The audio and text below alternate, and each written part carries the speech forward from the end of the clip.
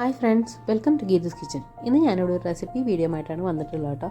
അപ്പോൾ നമ്മുടെ ഓണമൊക്കെ ഇങ്ങടുത്തെത്തി.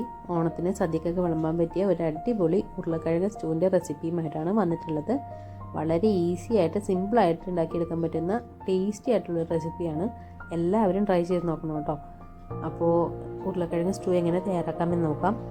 അതിനു മുമ്പ് എൻ്റെ ചാനൽ ആദ്യമായിട്ട് കാണുന്നവരുണ്ടെങ്കിൽ ഒന്ന് സബ്സ്ക്രൈബ് ചെയ്ത് സപ്പോർട്ട് ചെയ്യണം. കൂടെ നോട്ടിഫിക്കേഷൻ ആകുമ്പോൾ ബെൽ കൂടി ഒന്ന് ക്ലിക്ക് ചെയ്തേക്കണം കേട്ടോ.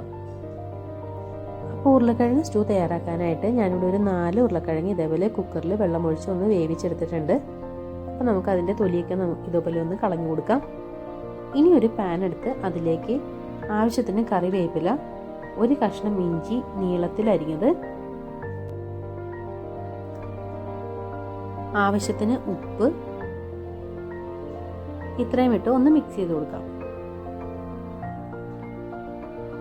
ഇനി നമുക്ക് ഇതിലേക്ക് 3-4 പച്ചമുളക് നീളത്തിൽ പൊളിച്ചിട്ട് കൊടുക്കാം. അതൊന്ന് നല്ലതുപോലെ ഒന്ന് ഞെരടിയെടുക്കാം.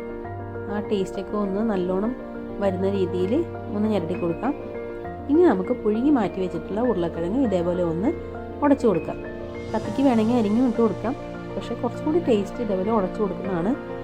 ഒന്നുകൂടി ചെറുതായിട്ട് വേണമെങ്കിൽ ഉടച്ചു കൊടുക്കാം കേട്ടോ. ഞാനിവിടെ അധികം ചെറുതാക്കുന്നില്ല. സദ്യക്ക് വിളമ്പുമ്പോൾ കാണാൻ ഭംഗി കുറച്ച് വലിയ പീസായിട്ട് കിടക്കുന്നതാണ്. ഇനി നമുക്ക് ഇതിലേക്ക് 2 പാല് ചേർത്ത് കൊടുക്കാം.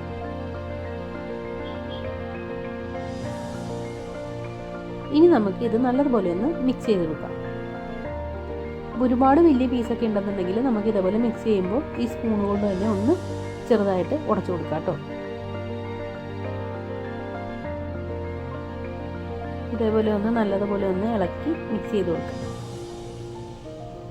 ഇനി നമുക്കൊരു സ്റ്റൗ കത്തിച്ച് അതിലേക്ക് നമ്മുടെ പാൻ വെച്ച് കൊടുക്കാം. അപ്പോൾ ഒരുപാട് വേവിക്കേണ്ട ആവശ്യമൊന്നുമില്ല. ഓൾറെഡി ഉരുളക്കിഴങ്ങൊക്കെ വെന്തിട്ടുള്ളതാണ്.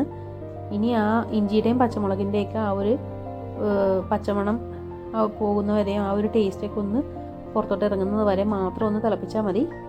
ഇനി നമുക്കിതൊന്ന് മൂടി വെച്ച് കൊടുക്കാം. അപ്പോൾ തളയൊക്കെ വന്നിട്ടുണ്ട്. ഏകദേശം ഒരു 5 മിനിറ്റൊക്കെ ആയിട്ടുണ്ട്. ഞാനിതൊന്ന് ഇളക്കി കൊടുക്കുന്നുണ്ട്. അപ്പോൾ വെന്ത ഉരുളക്കിഴങ്ങൊക്കെ ആയതുകൊണ്ട് അടിക്കൊക്കെ പിടിക്കാൻ ചാൻസ് ഉണ്ട്. അപ്പോൾ അടി ചേർത്ത് ഒന്ന് ഇളക്കി കൊടുക്കാം. കുട്ടികൾക്കൊക്കെ വളരെ ഇഷ്ടപ്പെടുന്ന ഒരു അടിപൊളി റെസിപ്പിയാണ് കേട്ടോ ഇത്. എല്ലാവരും ഒന്ന് ട്രൈ ചെയ്ത് നോക്കണം. അപ്പോൾ ഇനി നമുക്ക് ഇതിലേക്ക് തലപ്പാൽ ചേർത്ത് കൊടുക്കാം. നല്ല കട്ടിയുള്ള തലപ്പാൽ ചേർത്ത് കൊടുക്കാം.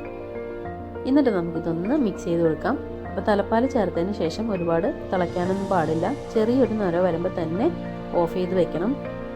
ഇനി നല്ലപോലെ ഒന്ന് മിക്സ് ചെയ്ത് കൊടുക്കുക. ഉപ്പൊക്കെ ഉണ്ടോ എന്നൊന്ന് ചെക്ക് ചെയ്ത് നോക്കാം. ഉപ്പ് വേണമെങ്കിൽ ആഡ് ചെയ്ത് കൊടുക്കാം.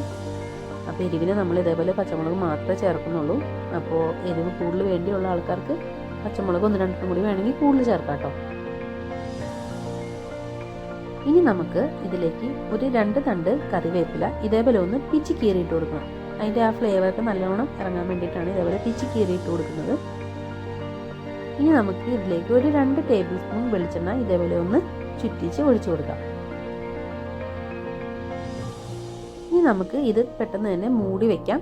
ഒരു കുറച്ച് സമയം ഇതേപോലെ മൂടി വെച്ചതിന് ശേഷം നമുക്ക് കറി എടുക്കാം. അപ്പോൾ നമ്മളുടെ അടിപൊളി ഉരുളക്കിഴങ്ങ് സ്റ്റൂ ഇവിടെ റെഡിയായി കഴിഞ്ഞു. എല്ലാവരും ട്രൈ ചെയ്ത് നോക്കണം. ഇഷ്ടമായ ലൈക്ക് ചെയ്യണം. നിങ്ങളുടെ പ്രിയപ്പെട്ടവർക്ക് ഷെയർ ചെയ്ത് കൊടുക്കാൻ മറക്കരുത്. നിങ്ങളുടെ വിലയേറിയ അഭിപ്രായങ്ങൾ കമൻറ്റ് ചെയ്യണം.